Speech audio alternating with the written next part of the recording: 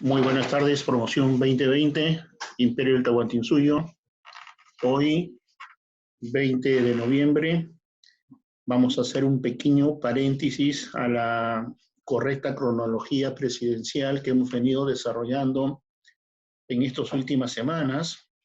Nos corresponde realmente ver el último periodo 2016-2021, en periodo en que en 4 años y unos cuantos meses nos ha llevado tener ya 3 presidentes dentro de este casi quinquenio, ¿no? Nunca antes visto esto en la historia peruana, ¿no? Y aún faltando 8 años, como les decía, para terminar este quinquenio 2016-2021. Y este paréntesis tiene que ver con el desarrollo en nuestra historia de esta última crisis política de estos últimos días, que ha conllevado a la vacancia de un gobernante, a la llegada al poder de un nuevo presidente que no llegó ni siquiera a tener una semana en ejercicio del poder, y a partir de estos últimos días, con la llegada de un nuevo presidente que esperamos sí cumpla con este periodo transitorio y entregue el bando presidencial el 28 de julio del siguiente año, ¿no?, al que sea electo en las elecciones del próximo año, ¿no?, en abril del próximo año. Pasamos entonces a compartir nuestro material en torno a esta crisis política. Vamos a tener mucho cuidado, tenemos que prestar mucha atención, porque inmediatamente al término de la observación de este video, porque lo tenemos grabado para ustedes, vamos a someternos a una evaluación computarizada de solamente 15 minutos como tiempo máximo, y aquel que exceda este tiempo no podrá ser registrado por el sistema como cumplidor de la tarea o de la actividad, ¿ya? Muy bien. Cronología de una crisis política. Lo primero que te vamos a decir, que vamos a tomar como referencia el 9 de noviembre del presente año, pero vamos a retroceder unos días antes, ¿ya? La cronología en sí, día por día, la vamos a ver el día 9, pero antes debemos buscar las causales de esta crisis, los antecedentes de esta crisis, y esto lo explicamos de la siguiente manera. Días previos al 9 de noviembre, ¿no?, se presenta a través de la bancada de UPP, de Unión por el Perú, un segundo petitorio de vacancia presidencial contra Martín Vizcarra, esta vez asumiendo una acusación en base a las declaraciones de los famosos colaboradores eficaces que están declarando, ¿no?, ante los fiscales comprometidos en esta investigación, ¿no?, diversos acontecimientos que tuvieron cuando Martín Vizcarra fue gobernador de la región Moquegua. Y en ese sentido hay una declaración, ¿ya?, de los colaboradores eficaces de que Vizcarra había recibido dinero, ¿no?, cuando era presidente regional, fundamentalmente frente a 2 acontecimientos, ¿no?, que fue la construcción del hospital de Moquegua y el proyecto de irrigación de la famosa zona de las lomas de Hilo, ¿no? En ambos proyectos se adujo que Vizcarra favoreció a las contratistas que ganaron la licitación de esta obra a cambio de más o menos 5 millones de soles, ¿no? Hago saber que esto aún está en pleno proceso de investigación en la Fiscalía, ¿no? Y ni siquiera aún ha llegado la acusación al Poder Judicial, ¿no?, que es finalmente quien sancionará según lo acordado en la Constitución Política del Perú. Repito, son declaraciones únicamente de colaboradores eficaces. Muy bien. Enterado Vizcarra de que ya estaba en marcha un segundo petitorio de vacancia de su gobierno, le envía una carta al presidente del Congreso, a Manuel Merino, para que él asuma su defensa lo más pronto posible. El Congreso ya había determinado la fecha, que era el lunes 9, ¿no?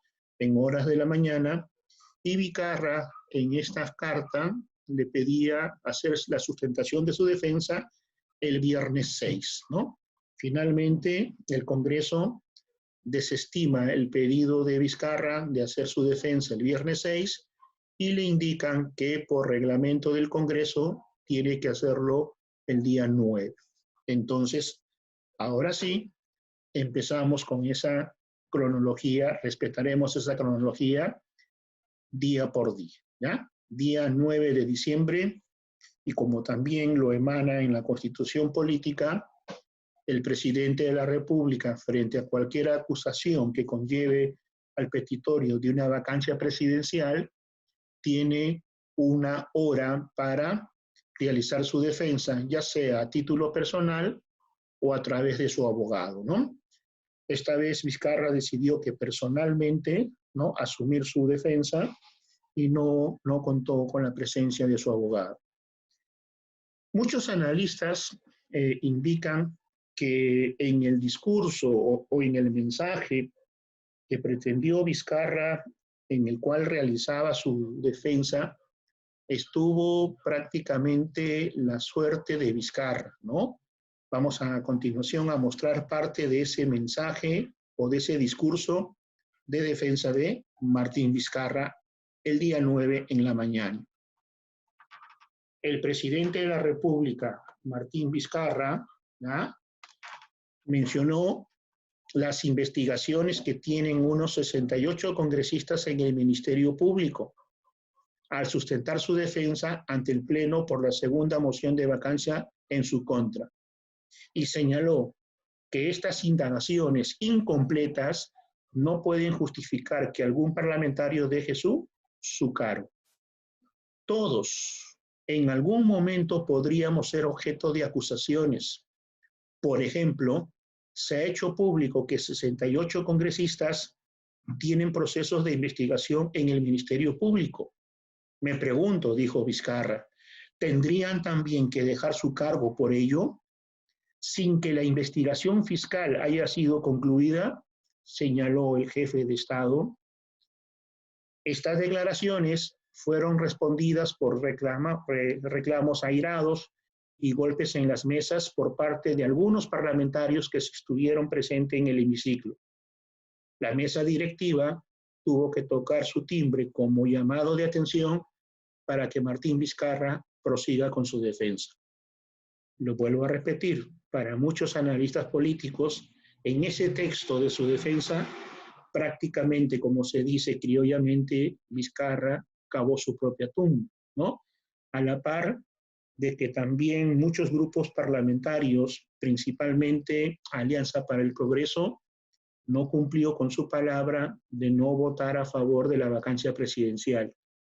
Días antes de estos acontecimientos, César Acuña, líder máximo de Alianza para el Progreso, había anunciado que su partido no apoyaría la vacancia presidencial. El día de la elección o el día de la votación, APP votó a favor de la vacancia desconociendo la indicación o orden de su líder o presidente del partido, ¿no? Quizás heridos por este mensaje del anuncio de 68 congresistas que tienen proceso de investigación ante el Ministerio Público, ¿no? Después de la hora, o casi de la hora de defensa, el presidente Vizcarra se retiró de Palacio de Gobierno y prosiguió con sus actividades presidenciales, ¿no? A la hora se le vio saliendo con dirección a la región Junín, donde continuó con sus labores de presidente de la República. Mientras que en la tarde se inicia un debate, ¿no?, en donde las distintas bancadas mostrarían su posición frente a este petitorio de vacancia. En el ardor del debate ya prácticamente se definía que la suerte de Vizcarra estaba echada, ¿no? Cuando se lleva a cabo la votación, un contundente 105 votos a favor de la vacancia, determinaba que Martín Vizcarra iba a dejar la presidencia del Perú. A la par, 19 de ellos votaron en contra y 4 parlamentarios se abstuvieron en su voto. Ahora, cuando termina la votación, los distintos grupos parlamentarios salen a dar conferencia de prensa afuera del Palacio Legislativo, ¿no? Y allí vamos a observar un percance que vive, que siente el congresista de Acción Popular, Ricardo Burga, cuando en plena conferencia sustenta el por qué Acción Popular votó a favor de la vacancia, ¿no? Y en precisos momentos que recibe un tremendo puñete, ¿no?, en la cara por un joven que luego es retenido y luego de 48 horas ya puesto en libertad, ¿no? Pero sin duda la atención estaba en Palacio de Gobierno. La población y los medios de comunicación esperaban una respuesta de Vizcarra, de manera que, repito, la atención estaría en Palacio de Gobierno. Aquella misma noche del 9 de noviembre, Vizcarra, muy acongojado frente a la presencia de su gabinete ministerial, anuncia que deja Palacio, ¿no?, y que se retiraría a su casa. Ahora, aquí, por favor, promoción, yo quiero que quede bien claro y que ustedes no sean parte de ese grupo de personas que a veces se dedican a comentar, a conversar y no saben lo que hablan, ¿no? He escuchado por ahí y no me han faltado ganas de intrometerme en la conversación y decirles, no saben ustedes lo que están hablando, ¿no? Porque anuncian que Vizcarra renunció. Y ese suceso, ese acontecimiento nunca se dio. Vizcarra no renunció a la presidencia del Perú, solamente anunció ese día que dejaba Palacio de Gobierno. Muy bien. Martes 10 de noviembre, ¿ya? 2 acciones fundamentales, ¿no? Prácticamente ya las movilizaciones van a tener un carácter o una presencia diaria, motivado en un primer momento, ojo, por la vacancia presidencial. Un alto índice de peruanos no estaban de acuerdo con la vacancia presidencial, ¿no?, emitida por el Congreso de la República, ¿ya? Mientras que en el Congreso, ¿qué sucedía? El que era presidente hasta ese entonces del Poder Legislativo o Congreso de la República, Manuel Merino de Lama, se constituye en el nuevo presidente del Perú en reemplazo del vacado, ¿no?, Martín Vizcarra. Día 11, día miércoles 11, ¿ya?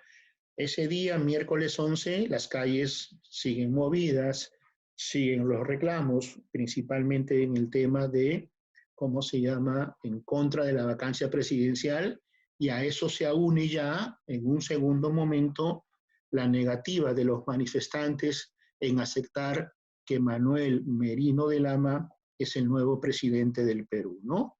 Pues consideraban la gran mayoría que esta llegada de Merino había sido una componenda de Acción Popular y UPP principalmente para sacarlo del poder y que Merino llega a la presidencia.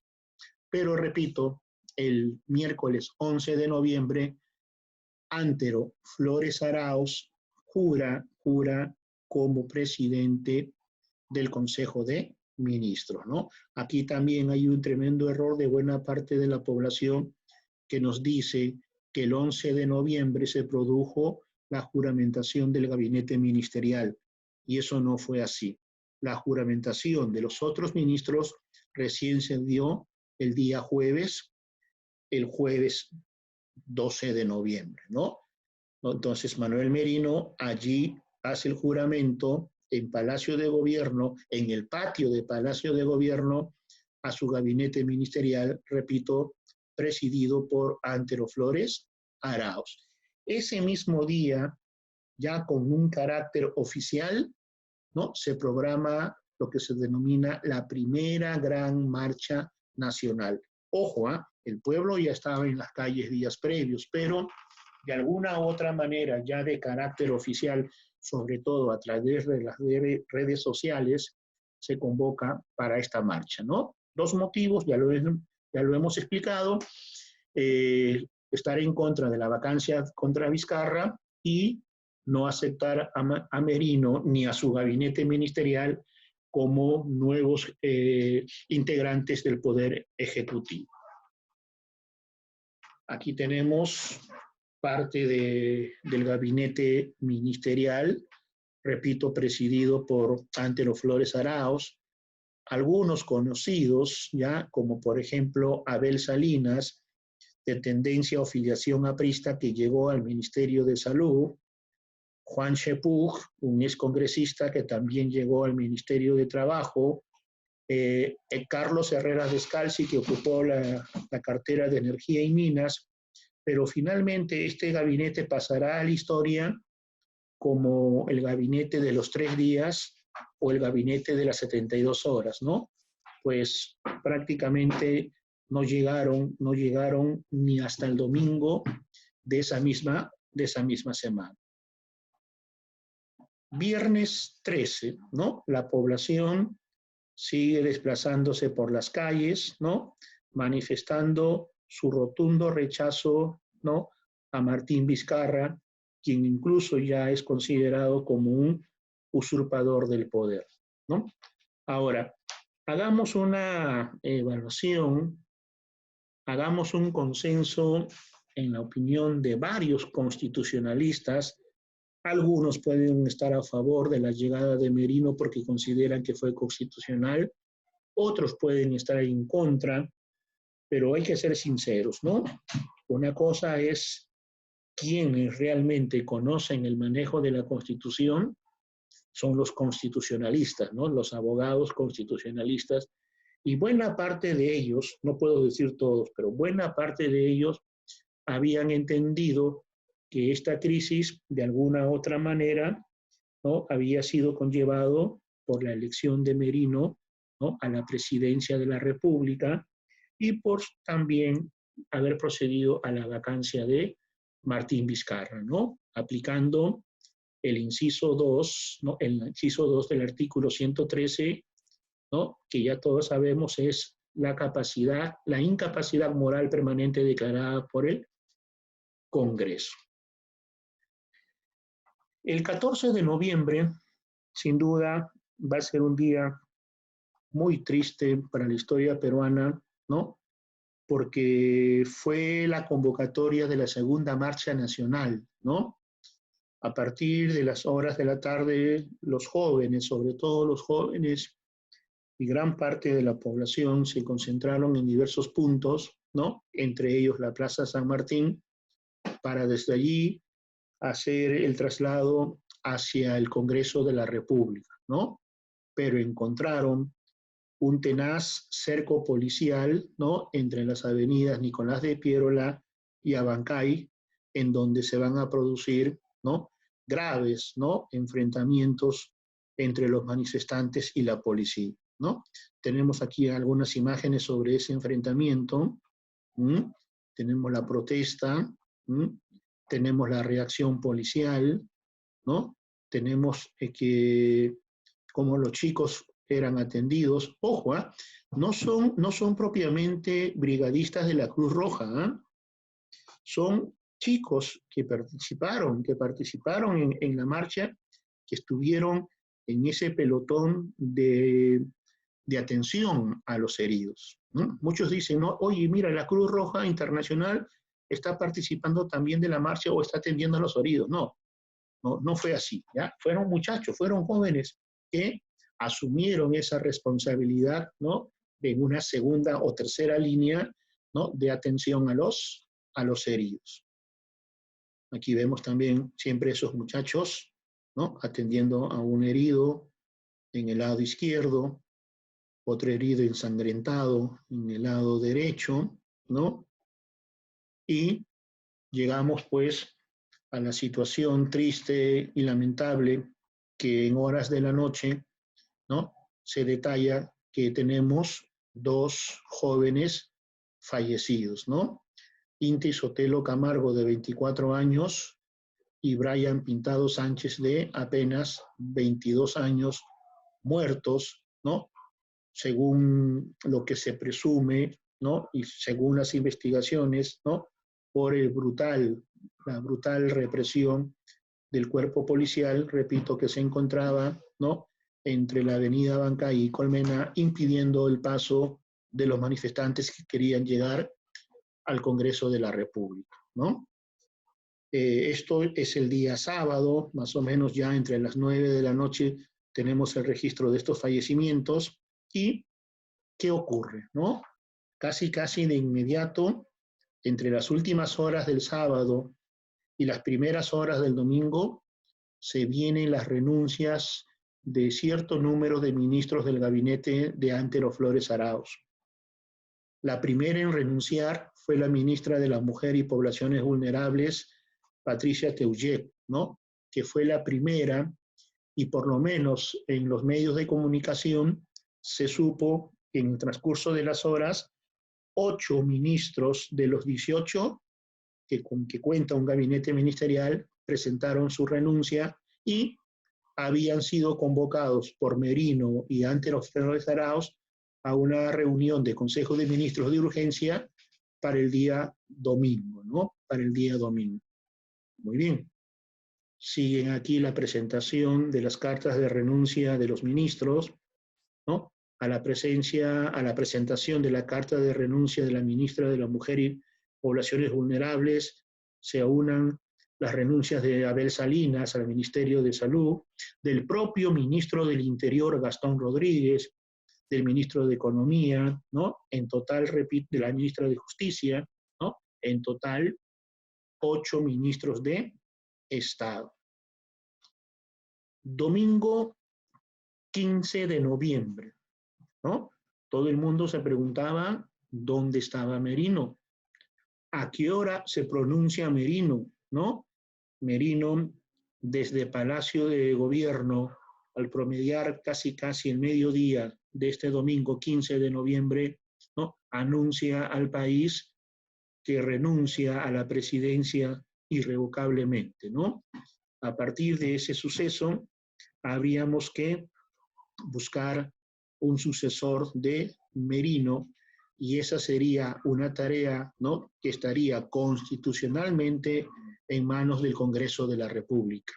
Ya no tenemos presidente porque Merino ha renunciado, y entre su anuncio, aparte de la renuncia, nos indicaba que el gabinete ministerial o los ministros, aunque ya habían renunciado 8, seguirían en sus cargos para no crear un vacío de poder hasta que el nuevo gobierno asuma funciones y los nuevos ministros también lo hagan, ¿ya? Ese mismo domingo 15, ojo, la historia no la vamos a cambiar, ¿no? La historia se da de acuerdo a los hechos, de acuerdo a los sucesos, pero el domingo 15, ante la renuncia de la mesa directiva de Merino, es decir, del primer, segundo y tercer vicepresidente que habían sido elegidos con Merino para el periodo 2021 en el Congreso, presentaron sus cartas de renuncia, ¿no? A sección de Merino, que sigue siendo congresista, dicho sea de paso, ¿ah? Y no se aparece en las sesiones del Congreso hasta el día de hoy. Entonces también en el Congreso había una doble tarea. Primero, reacomodarse ellos con una mesa directiva, ¿no? Y luego, si esa mesa directiva era elegida el mismo domingo, proclamar al día siguiente seguramente a quien asumiría la presidencia del Perú, ¿ya? Pero ¿qué ocurre ese domingo? Supuestamente, y digo supuestamente porque finalmente terminaron engañando a la que presidió esta lista, había una lista de consenso, ¿no? Que mínimamente podría superar los 62 votos y con esa cantidad de votos convertirse en la nueva presidenta del Congreso y por ende, ¿no? Y por ende convertirse también al día siguiente o a las pocas horas en la nueva presidenta del Perú. Esto no se le dio a Rocío Silva Santiesteban, quien encabezó esta única lista que se presentó el domingo 15 en la elección de la mesa directiva del Congreso. Solamente obtuvo 42 votos. Y un hecho anecdótico, ¿no? Formó parte de esa lista quien días después sea elegido presidente del Congreso y luego designado presidente de la República, porque Sagasti pasó en esa primera lista a ser candidato a la primera vicepresidencia del Congreso, ¿no? Es decir, si Rocío Silva Santiesteban pasaba a ser la presidenta, históricamente se hubiese convertido en la primera mujer oficialmente en presidente del Perú, y Sagasti, ¿no?, que era el primer vicepresidente del Congreso, pasaba, ¿no?, a ser el presidente del Congreso. Pero eso es parte de la historia, no se dio porque, repito, no se alcanzó el número mínimo de votos, que en ese día estaba en 62. ¿Qué decide la mesa transitoria del Congreso? Convocar a una nueva elección para el día siguiente, ¿no? El día 16, ¿no? Otra vez se forma una lista para esta segunda elección, aunque en realidad es aquí también irresponsablemente un grupo de congresistas pretendió hacer una jugada política en presentar una segunda lista, ¿no? En una segunda lista de manera fraudulenta, ¿no? ¿Por qué? Porque se consignó el nombre de una congresista que ni siquiera sabía que le estaban haciendo postular. Me refiero a la congresista Leslie Lazo de Acción Popular, ¿no? Es más, el documento de la presentación de esa supuesta lista 2 no estaba firmada por la candidata. Cuando la candidata Leslie Lazo se da cuenta de que están usando su nombre, envía una carta, ¿no?, al, ¿cómo se llama?, al responsable del Congreso, ¿no?, y retira su nombre, y con eso la lista número 2 se cae, no procede, no participa, y entonces tenemos una única lista, ¿no?, quienes llevaban a los siguientes cargos, a los siguientes personajes. A la presidencia, a Francisco Sagasti. A la primera vicepresidencia, a Mirta Vázquez del Frente Amplio, ¿no? Sagasti ya sabemos que el partido morado, ¿no? A Luis Andrés Roel, a la segunda vicepresidencia, y a Matilde Fernández a la tercera vicepresidencia. Hago mención también que estos 4 congresistas estuvieron en el grupo de los 19 que no votaron a favor de la vacancia de Vizcarra, ¿no? Llevado a cabo la votación, 97 congresistas votaron a favor de esta lista y 26 votaron en contra. No hubo ninguna abstención. Ese día el número mínimo de congresistas o del porcentaje de congresistas que debían votar a favor era 62, es decir, se sobrepasó ese número mínimo de 62 votos, logrando 97 votos a favor. Con la elección de Sagasti como presidente del Congreso, ya estaba también tácitamente determinado que él sería el próximo presidente del Perú, y ese acontecimiento se daría al día siguiente, ¿no? El día martes 17 de noviembre, ¿no? Y un hecho que es muy relevante como primera acción de un futuro presidente fue que se contó en las graderías del Congreso con la familia de los 2 jóvenes asesinados, ¿no? Luego vamos a analizar parte del discurso de el que ya se convertía en el nuevo presidente del Perú, ¿ya? Entonces, la llegada de Sagasti a la presidencia conlleva también a otro suceso, ¿eh? Que la primera vicepresidenta, que hasta entonces, la primera vicepresidenta Mirta Vázquez, hoy se constituya en la presidenta del Congreso de la República, porque Sagasti pasó a ser presidente, ¿ya? Entonces, muy bien, analicemos parte de ese mensaje de Sagasti, ¿ya? Esta tarde, Francisco Sagasti dirigió su primer mensaje presidencial tras jurar como presidente de la República. Inició su discurso recordando a Inti Ayak, los jóvenes que fallecieron durante las protestas, pidiendo perdón en nombre del Estado a sus familiares, a ellos y a todos los jóvenes que marcharon por defender la democracia. Reconoció el importante rol de los jóvenes al enfrentar la crisis política, añadiendo que de ahora en adelante la beca Presidente de la República cambiaría de nombre y se llamaría sucesivamente ahora en la famosa beca Generación del Bicentenario, ¿no? Como un homenaje a los jóvenes fallecidos y a la juventud que marchó por la recuperación del sistema democrático. Además, indicó que la clase política no ha estado a la altura de los desafíos enfrentados. Destacó que su gobierno no será partidista, sino más bien plural y que buscará el consenso. Entre los desafíos que se plantea este gobierno de transición de un poquito más de 8 meses está llevar adelante en abril el proceso electoral sin contratiempos y que éstas sean limpias y transparentes, ¿no? Enfrentar la grave crisis económica y sanitaria por la pandemia, fortalecer la gobernación institucional, ¿no? Y incrementar las acciones de seguridad ciudadana, ¿no? En este sentido, también juró, ¿no?, que no iba a haber impunidad en torno a los hechos ocurridos tras la muerte de los jóvenes mencionados. El manejo responsable del presupuesto, el fortalecimiento y autonomía de instituciones claves como el Banco Central de Reserva, la Superintendencia Nacional de Educación, la Procuraduría General de la República, el Instituto de Radio y Televisión del Perú, asegurar la igualdad de oportunidades entre hombres y mujeres. Voy a hacer un pequeño comentario en torno a esta situación que se vivió en el Canal 7, para ser más exacto, para no hablar del Instituto de Radio y Televisión.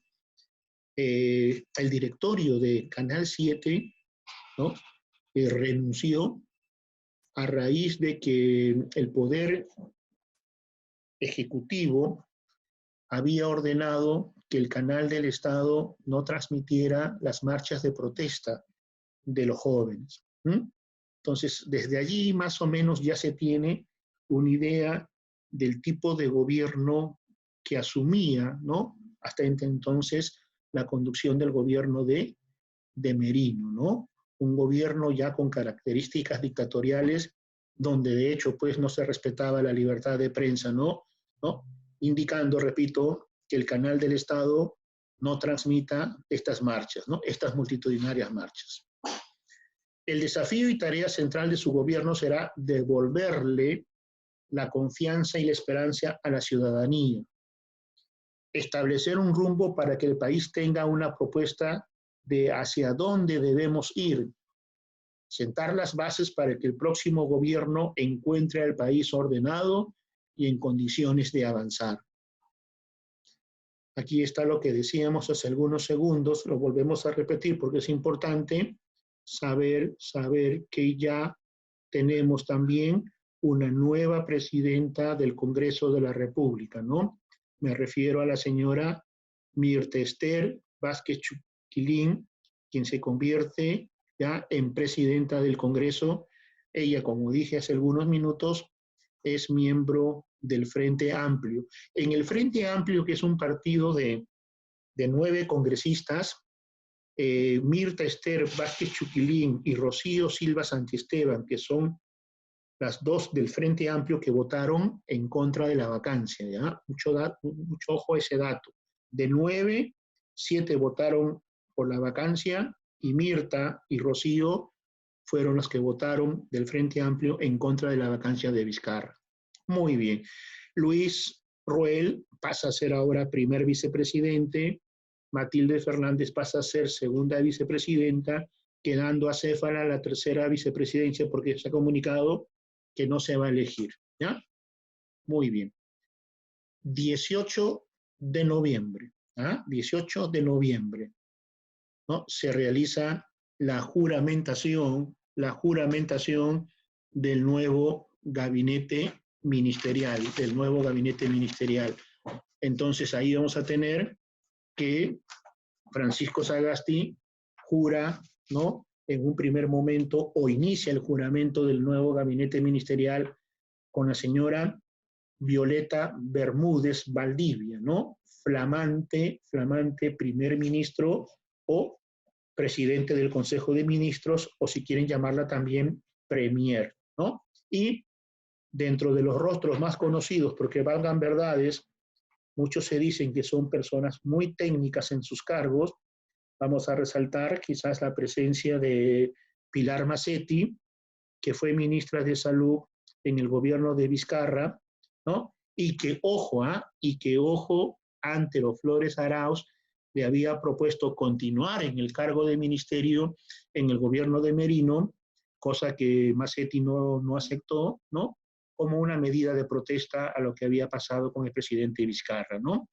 Cambió de parecer y esta vez sí acepta la designación de Violeta Bermúdez, porque es la presidenta del Consejo de Ministros quien propone los nombres al presidente, y finalmente el presidente es el que escoge, ¿no? Muy bien. Otro que vuelve, que formó parte del gabinete de Vizcarra y vuelve, es el ministro de Cultura, ¿no? Alejandro Neira, ¿no? Como participantes del gobierno de Vizcarra que vuelven a ser ministros de Estado, ¿no? Algunos pueden estar en contra, otros pueden estar a favor, principalmente en el caso de Massetti, en la vuelta de Massetti al ministerio, ¿no? Pero ya está, pues, ¿no? Lo único de anecdótico que tuvo esta juramentación es que no juraron todos los ministros, ¿no? Faltó uno, ¿no? No se dio explicación por qué no se juramentó a quién sería nuevo ministro de Energía y Minas, aunque se corría un rumor de que le habían propuesto continuar en el cargo, ¿no? Al ministro que había sido designado, aquí lo voy a poner, por Merino en esa cartera, ¿no? En esa cartera. Estoy refiriendo al señor Herrera Descalzi, ¿no? A Carlos Herrera Descalzi. Entonces, de repente, por allí está la sorpresa de que un ministro del gobierno de Merino, no confirmado todavía, por favor, ¿ya? Podría continuar siendo ministro en el gobierno de Francisco Sagasti, ¿no? Una persona conocida, ¿no? Del sector, y valgan verdades, para mí principalmente fue el gran acierto en la designación del gabinete de Antero Flores Arauz, ¿no? Si hay una persona idónea para ese cargo de ministro de Energía y Minas, es el doctor Carlos Herrera Descalzi, y ojalá que el rumor de que él sería el nuevo ministro o continuaría siendo el ministro de Energía y Minas se concrete, porque se necesita gente que esté empapada de los ministerios, ¿no? Para que continuar con la acción de manera inmediata y que no llegue una nueva persona, ¿no? Un nuevo ministro a recién enterarse de cómo va el sector para tomar las medidas correspondientes, ¿no? Y un dato también adicional, permítame, la aceptación de un buen número de personas ligadas al sector educación de la designación de Ricardo Cuenca, ¿no? Como flamante ministro de Educación, ¿ya? Terminamos con dos noticias, ¿no? Una, que el día de hoy ya tenemos que el Tribunal Constitucional ha desestimado, ¿no? El petitorio presentado por Martín Vizcarra en la primera vacancia, ¿ya? Su petitorio, finalmente, por voto mayoritario de un no procedió, de manera que tácitamente se entiende que Vizcarra está bien sancionado en aplicación de la capítulo 2, ¿no? Del artículo 113, ¿no? El segundo punto es esta juventud, a quien yo llamo la juventud del Bicentenario, no se quite esto nunca de la mente, ¿no? Protestar, protestar y protestar cuando el Perú más nos necesite, ¿no? Y un lema también que no debemos olvidar por nada, ¿no? La sangre derramada por los muchachos, por Inti, por Brian, nunca debe ser olvidada. Y desearle a Francisco Sagasti y a los ministros de Estado que tengamos 8 meses de tranquilidad política para llevar en un primer momento las elecciones de abril y conocer ya desde abril quién jura el 28 de julio del 2021 como nuevo presidente del Perú, ¿no? Quizás ya algunos de ustedes puedan estar en edad y participar en estas elecciones de abril. Infórmese, ¿no? Lleve adelante el famoso voto informado. No votemos por una cara bonita, ¿no? No votemos por una persona que puede tener una muy buena oratoria, pero en la práctica, pues, es un mal funcionario o un mal gobernante, ¿no? Analicemos, porque el destino del Perú ahora se puede decir que está en manos de los jóvenes. Muy bien, ahora sí, hemos analizado esta crisis. La otra semana estaremos ya terminando la parte de los presidentes, ¿no? De este último quinquenio 2016-2021. Promoción, mucha atención a las actividades que vamos a colocar dentro de la hora de nuestro WhatsApp, ¿ya? Gracias por su atención y hasta el próximo viernes. Chao.